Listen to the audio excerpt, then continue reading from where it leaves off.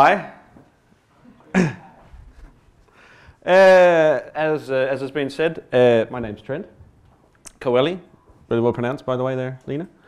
A little bit about myself. I'm currently a career counsellor at Copenhagen University, but got my degree from RUC in Cultural Encounters and Global Studies. I'm an expat Australian. That's why I'm doing this in English, so my mum can watch this at home. Because I'm sure she'd love to see stuff like this. And I'm an all-around nice guy. It's always important to say. I guess that means that way? Yeah. Good-o. So what I'm going to talk to you about today is more, or tonight, is more about personal experience than anything academic-y.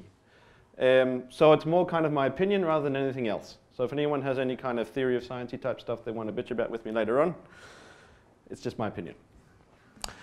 Very important to say.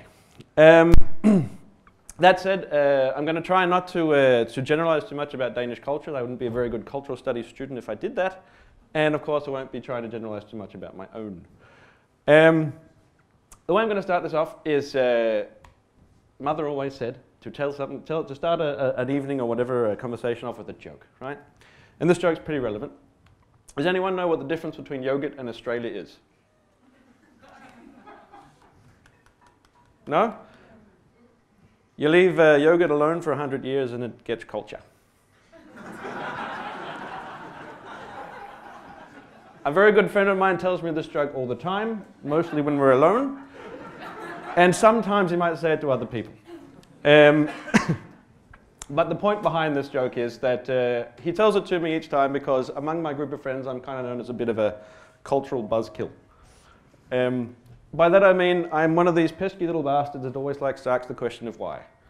And you can try and answer with the sort of the typical, you know, like, well, it's just culture, I suppose. Or, well, that's just the way it is. Or if you're more globally minded, you might say, I think it's from Germany.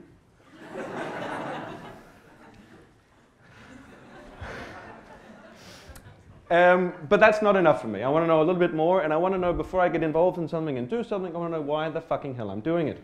For example, well, not for example, but let's say, you know, these weird things that happen in Denmark that I don't quite understand, for example, and questions where I ask why, is when you hop on a bus and everyone is sort of looking at the ground, right? You sit next to someone and look at you if you're about to steal their purse. The other thing is like, you know, why is it that when someone gives a speech, I have to stop eating even though it's not me who's doing the speech? And why, oh fucking why, do you dance around the Christmas tree? It makes absolutely no sense. And that one is from Germany, I'm told. Right, I forgot to change the slide, but there's the joke.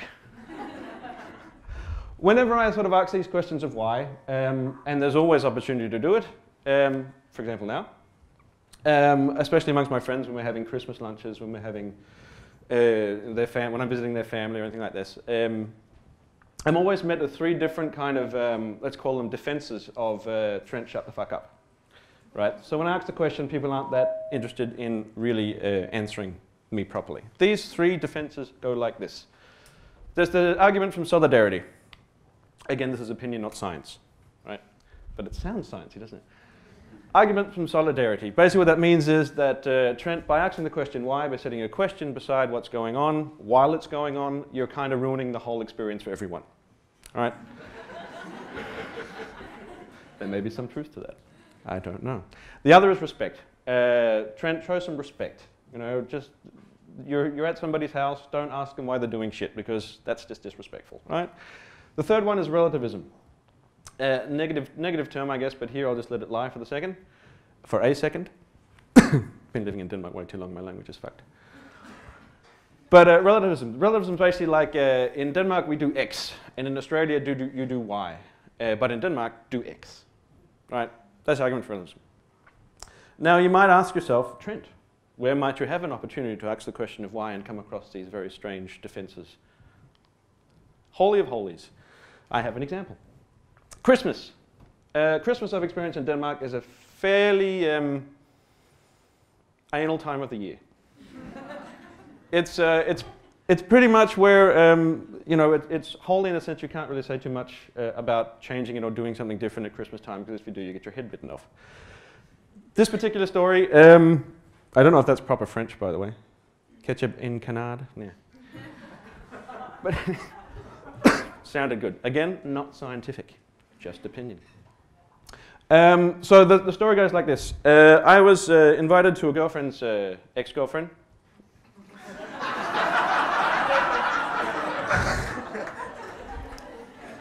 But we're still on good terms, so I won't say her name.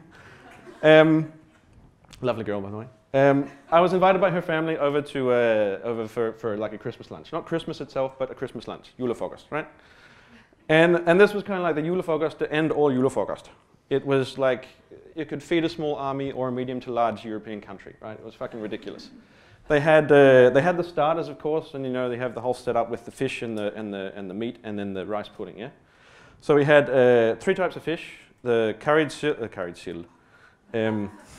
language, Trent, curried herring, spiced herring, and the fish fillet with remoulade. I couldn't bring myself to say remoulade; it just sounds so stupid. Remoulade, and then of course you have the snaps with that, which doesn't help things later on.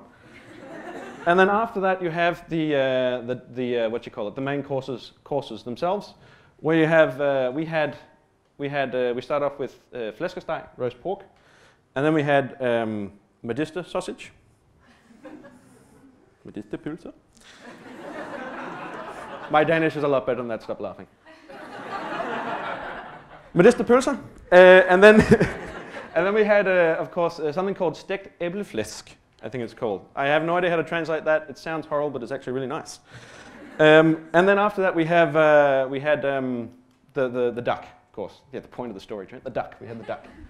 And then after that, of course, you have the rice pudding, which is cream with almonds and cream and vanilla and cream with berries.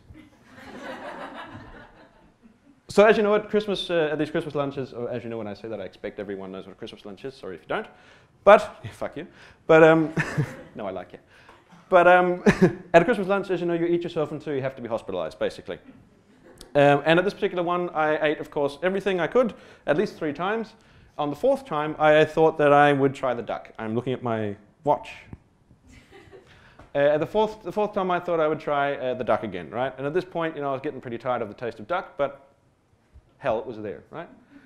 So I turned to my then girlfriend and I said, "Hey, is it rude to ask for ketchup?" And she looks at me with this look of horror on her face and says, "Don't you fucking dare." Right? Word for word, by the way, solidarity. Don't you fucking dare. Of course, the snaps didn't help my ability to accept no. So I said, there's no way I'm finishing this in 2 minutes. But yeah, the ability to say no. So I said to her, you know what, fuck it, I'm going to ask your family. So I just turned to the table and said, "So, is it rude of me to ask for ketchup?" There was shock around the whole table. My girlfriend looked like she was about to explode and take half of Zealand with it. And the family's kind of like looking at the ground, sort of like on the buses, right? Sort of like. And then I says, okay, and then, sorry, they said, well, what would you put it on? And I said, the duck. Well, then the shit hit the fan, didn't it? Everybody was not very happy with the duck. Thank you. Everybody was not very happy with me putting ketchup on the duck, obviously. So I said, you know, it would be on the duck. And they said, well, don't you think it's a bit strange? I mean, you don't put ketchup on duck. I'm like, well, I put ketchup on duck. And I've had it like 3 times already, so it's not like I haven't tried it. I know what duck tastes like. I'd like some more freaking ketchup on my duck. I didn't say freaking, I was very polite. And anyway, so they said, yeah, okay, but don't you think it's a bit impolite to ask for ketchup? Don't you think it's a bit disrespectful? Respect. And I said, well, no, not really, because I've already kind of paid my respects. I ate the duck. Again, 3 times. I ate the duck. Right, and the pork, and the sausage, and no. And then I said, no, I don't think it's disrespectful. And they said, okay, but we don't really do that here, Trent. I'm like, yeah, I know you don't really do that here, but I mean, wouldn't it be nice if I could just have that on this? And I mean, I'm not, I'm not forcing you to do it. You're not forcing me to do anything, although you are. How about I just have ketchup on my duck? And they gave in after a while, and they said, okay, Trent, because you're used to putting ketchup on your duck, relativism. Then we'll let you put ketchup on your duck. So I got Ketchup on my duck. Success. Didn't get laid for a month, but still. So let's take a look at these again, right? After I figure out how to use this. I'll try and wrap it up as quick as I can. But now I'm going to tell you my opinion about these lovely arguments, in case you haven't already figured them out. Solidarity. The whole issue here about solidarity in this particular context, and in a wider societal context, I think, is a bit of a catch-22. To be solidaric is to be a part of a larger group, to be part of something important, to be part of a group, sorry, not a group, a nation, a cultural group, a family, whatever. But it can be, by its very nature, very exclusive. My point was really, when I sort of asked these questions, it's not about to sort of challenge your way of doing things and wanting to impose my own, but rather, wouldn't it be nice if solidarity meant that we could incorporate other things as well? So I wasn't asking as a replacement, I was asking as not even a compromise, just a combination of the two, not either or. Respect, I'm a bit of a cultural atheist here. Respect for me is not a good enough reason for anything. You can ask respectfully, but I don't think respect should be the stopper, right? And I think we forget about this particular point when it comes to culture, especially our own. We forget that we're allowed to ask questions about it, right? And so are foreigners. This is where we learn shit, right? From people like me. Arrogant, yes, I know. Relativism, I think it speaks for itself. No longer, I think, can we say, when in Rome, do as the Romans do. We're too intertwined, we're too global, we're too diverse, even amongst small homogenic groups like Denmark. People from Lolland-Falster or Germany, I was about to say, it's not Denmark. Or other parts in the country do things slightly differently. I say slightly because it is very homogenic, but still, people are different, families are different, groups are different. So relativism, we can just throw out the window straight away. So, to sum it all up, and I'll be quick. I've said that twice and I haven't been quick, have I? My main point that I'd like to go home with today is really just these three things. Learning, awareness, understanding. Learning about your own culture is extremely important so that you can be aware of why you're doing things and how you're doing things and how you can exclude people accidentally, right? And by doing those two things, then you have a nice foundation for cultural understanding, or understanding in a general kind of term. Last point of the day, culture is a starting point only.